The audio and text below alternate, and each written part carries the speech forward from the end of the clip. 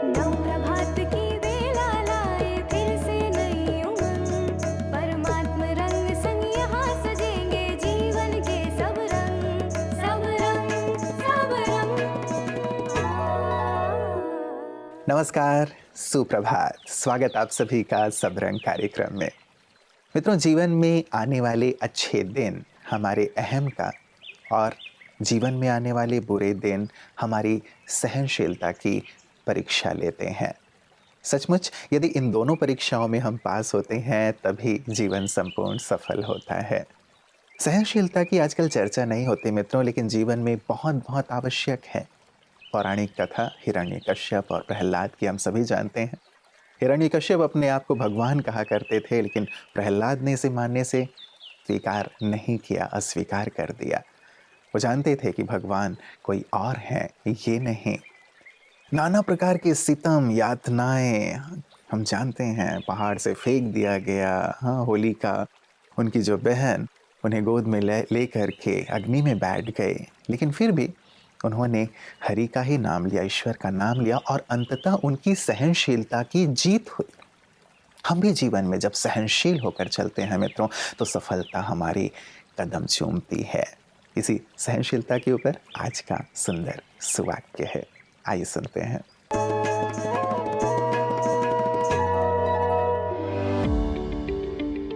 विजय का गंतव्य सहनशीलता के पद से ही प्राप्त होता है। आंखों के ऊपर अचानक से जगमगाती रोशनी जब अपना जलवा बिखेरती है तो कुछ समय के लिए आंखें जैसे धुंधला जाती हैं। फिर हम परिस्थिति के साथ मानो समझौता कर लेते हैं। कैसे? रोशनी की तीव्रता कायम होते हुए भी हमारे इंद्रियों से अपने अंदर समाहित कर लेती है। उस आकस्मिक अतिथि का स्वागत करने के लिए हमें एक नया सहयोगी भी मिलता है। उसे हम सहनशीलता कहते हैं। अनअपेक्षित होते हुए भी कोई भी परिस्थिति का अनादर ना करके जब हम उसे अपना बना लेते हैं तो धूप में भी छाया के समान लगता है। ये संभव नहीं कि दोस्ती का एक कदम, सहयोग का एक वादा किसी हृदय को स्पर्श ना करे। तो थोड़ा सा सहनशील होकर प्रतिकूल हालातों में भी अगर हम अपनी दृढ़ता के ऊपर कायम रहें तो समंदर जैसी विशाल समस्या भी तालाब समान अनुभव होगी। ये ना सोचें कि मैं ही क्यों, लेकिन ये सोचें कि मैं ही वो हूँ जो विजयी हूँ। मित्रों, जिनके अंदर सहनशीलता होती है उनके लिए बड़ी से बड़ी समस्या भी छोटी हो जाती है, और जो सहनशील नहीं होते वो छोटी समस्या को भी बहुत विकराल रूप दे देते हैं। वास्तव में जीवन में जब हम इस गुण को धारण करके चलते हैं तो जीवन बहुत ही सरल और सहज होता चला जाता है, खास करके शारीरिक तकलीफ़ों में, क्योंकि शारीरिक तकलीफ़ तो हमें खुद ही सहन करने हैं, इसे और कोई नहीं बांट सकता। यहाँ यदि आप सहनशील होकर के चलते हैं तो बड़ी से बड़ी तकलीफ भी आपको हल्की लगने लगती है। इसीलिए इस गुण को धारण करना बहुत बहुत ज़रूरी है।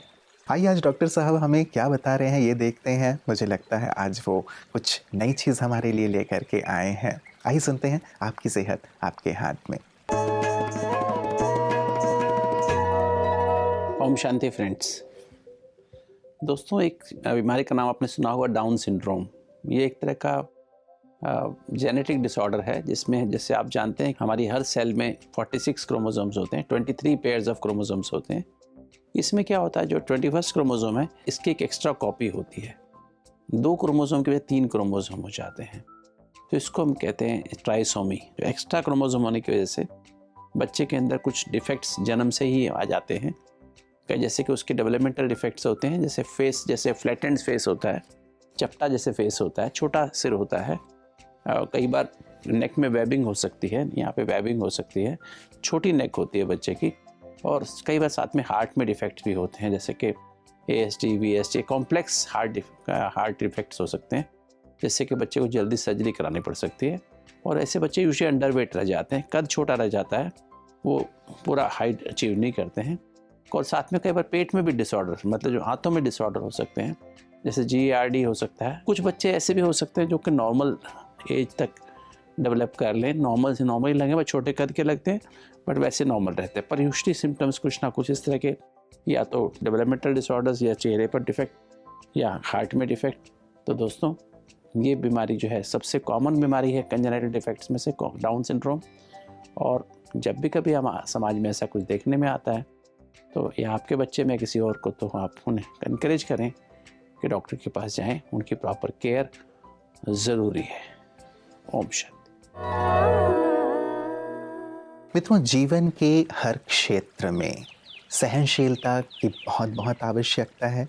खास करके यदि आप किसी खेल से जुड़े हुए हैं, तब आप इसकी महत्ता को और भी ज़्यादा समझ सकते हैं, क्योंकि विपक्षी टीम हमेशा ही कोशिश करती है कि सामने वाले को हम असंतुलित कर दें, ये अपनी धैर्यता खो दें, अपनी सहनशीलता खो दें, ताकि सामने वाले को हम आउट कर सकें, या फिर उनकी जो अच्छी परफॉर्मेंस वो दे रहे हैं उस पे हम कहीं ना कहीं प्रभाव डाल सकें। सचिन तेंदुलकर भी आप जानते हैं, महान क्रिकेटर। विपक्षी टीम हमेशा ही कोशिश करती थी, बॉलर्स हमेशा कोशिश करते थे कि उनकी एकाग्रता को भंग किया जाए, उनकी धैर्यता को कहीं ना कहीं क्षीण किया जाए, लेकिन वो सहनशील बनकर, धैर्य बनकर टिके रहते थे, और उन्होंने अंतर्राष्ट्रीय क्रिकेट में शतकों का भी शतक लगा दिया। क्रिकेट के भगवान इसीलिए वो कहे जाते हैं। तो जीवन का हर क्षेत्र मित्रों, बहुत बहुत महत्वपूर्ण बात ये कि हम कितनी धैर्यता और सहनशीलता के साथ अपने पथ पर आगे से आगे बढ़ते चले जाते हैं, बिना इस बात की परवाह किए कि लोग क्या कह रहे हैं।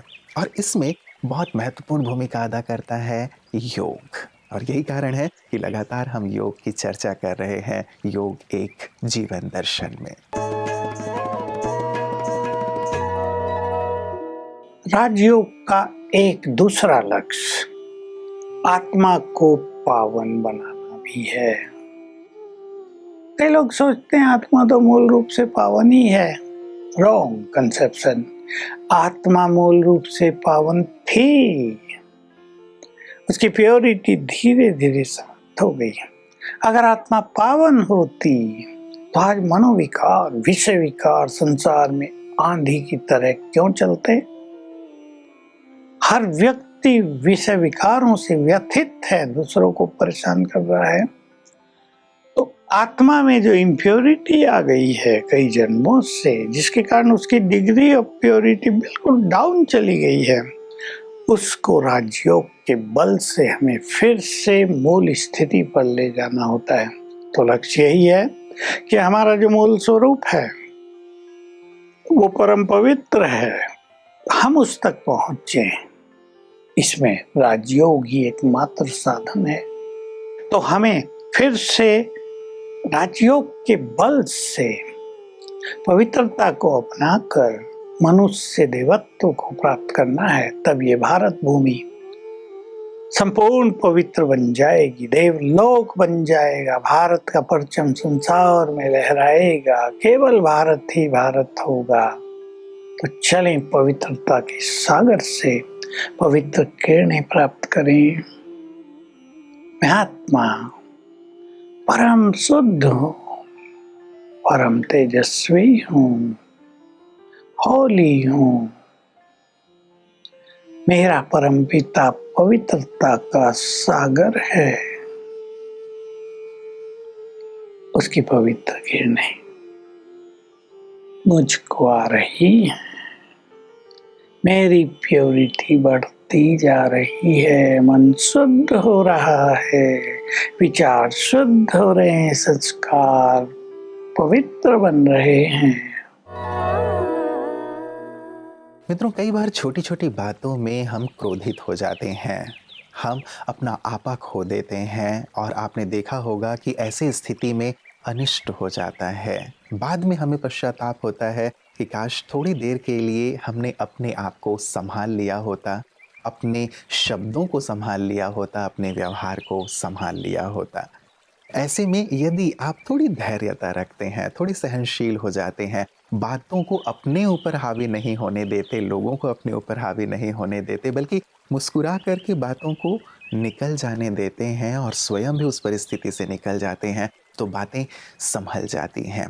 इसीलिए कहा है किसी ने कि सहनशीलता कायरता नहीं है, बल्कि ये महानता है और बहुत बड़ी शक्ति है। कैसे ये हमारे जीवन में आए, यही ब्रह्मा कुमारियाँ सभी को सिखा रही हैं कि जब आप योग करते हैं तो स्वतः सारे ही दिव्य गुण आपके अंदर आते चले जाते हैं। कैसे वो सेवा कार्य कर रही हैं, आइए देखते हैं पीस न्यूज़ हाइलाइट्स में।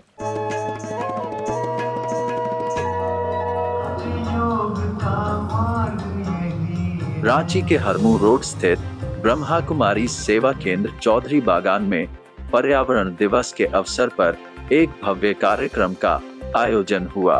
कार्यक्रम में लायंस इंटरनेशनल क्लब के district governor Siddharth Majumdar, DFO BK Mishra, Rai विश्वविद्यालय की कुलपति डॉक्टर सविता सिंह और जल संसाधन विभाग के संयुक्त सचिव अभय नंदन अम्बष्ट समेत कई विशिष्ट अतिथि उपस्थित हुए। इस मौके पर बच्चों ने पर्यावरण बचाव का संदेश देने के लिए एक नृत्य प्रस्तुत किया। सभी अतिथियों ने अपने अपने विचार प्रस्तुत किए। हमारी एमिशन है कार्बन डाइऑक्साइड का, कैसे हम लोग बचा सकते हैं, इस पर हमें मंथन करना पड़ेगा। अंत में सभी उपस्थित लोगों ने केंद्र संचालिका ब्रह्मा कुमारी निर्मला दीदी की उपस्थिति में पर्यावरण के संरक्षण के लिए शपथ लिया। पर्यावरण के संरक्षण के लिए रीयूज रिसाइकलिंग के लिए प्रयास करूंगा। मित्रों, आज पूरी ही हमारी चर्चा एक बहुत ही महत्वपूर्ण गुण सहनशीलता पर हुई है, क्योंकि ये बहुत हमारे जीवन के लिए आवश्यक है। और अंत भी मैं उसी से कर रहा हूँ, एक छोटी सी सुंदर कहानी से। एक मूर्तिकार एक पत्थर उठा कर ले आया, उस पर छीनी हथौड़ी चलाने लगा। उसकी चोट खाकर पत्थर रोने लगा, बोला कि नहीं, मैं इतना सहन नहीं कर सकता आपकी छीनी हथौड़ी की चोट। मूर्तिकार ने कहा, मैं तो तुम्हें मूर्ति बनाना चाहता हूँ, यदि तुम चोट सहन नहीं करोगे तो मूर्ति कैसे बनोगे। पत्थर रोता रहा, बोला नहीं, मुझे मूर्ति नहीं बनना है। उसे किनारे कर दिया गया। दूसरा पत्थर लेके आया मूर्तिकार, उस पर छीनी हथौड़ी चलाता रहा। पत्थर सहन करता रहा और फाइनली मूर्ति बन गया। मंदिर में उसे स्थापित कर दिया गया। लोग उसकी पूजा अर्चना करने लगे, उसे भगवान मानने लगे। पत्थर था लेकिन भगवान बन गया, पूजा होने लगी।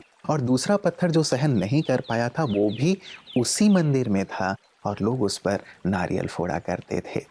कितना अंतर आ जाता है सहनशीलता के गुण को धारण करने से और धारण न करने से। हमें मित्रों इस पर ज़रूर विचार करना है कि हम भी अपने जीवन में इस महत्वपूर्ण गुण को धारण करके मूर्ति बन जाएं, आदर्श बन जाएं। नमस्कार, ओम शांति। जीवन के सब रंग